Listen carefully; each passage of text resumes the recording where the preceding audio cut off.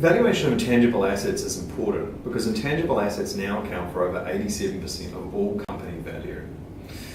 In the case of technology-oriented companies and startups, this proportion is higher still. Intangible assets include items such as software code, data, patents, trade secrets, confidential information, industrial know-how, content, regulatory approvals, and product designs. These items are not just the single largest repository of value for most companies today, they're also the primary driver of company and financial performance, which in turn is the primary driver of company value. Tangible asset valuation is also critical to tax because intangible assets underpin virtually all transfer pricing and purchase price allocation exercises.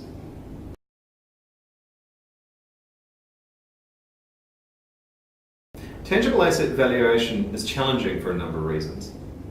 Firstly, the area is poorly understood, even by some of the most reputable accounting firms, and there's little agreement on standardized approaches.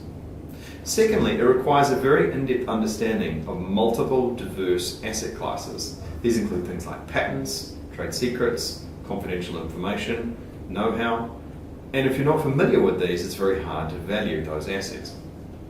Third, the international accounting standards such as IFRS and GAAP are not actually particularly useful in this area.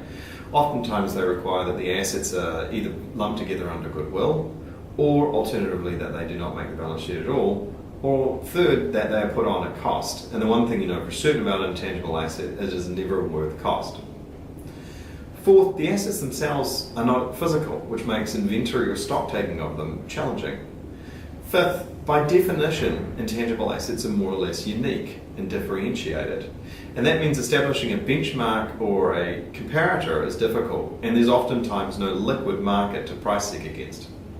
The result is that traditional intangible asset valuation approaches tend to produce outcomes that are frequently either inaccurate or bear little resemblance to market reality or the market reality of value.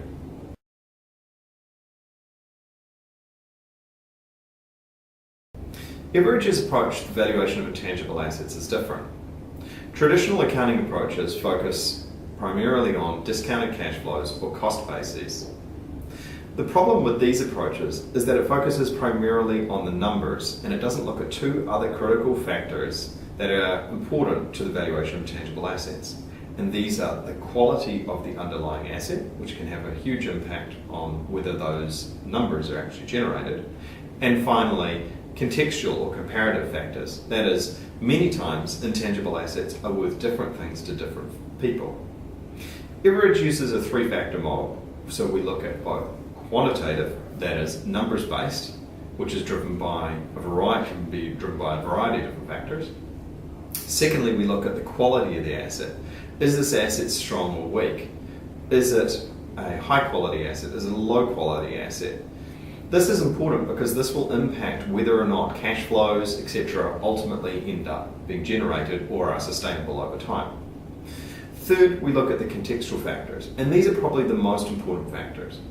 Intangible assets tend to be very much a beauty is in the eye of the beholder asset. It is worth different things to different people. By combining these three different factors together, you arrive at a far more reliable and far more accurate idea of the valuation of the value of a particular asset.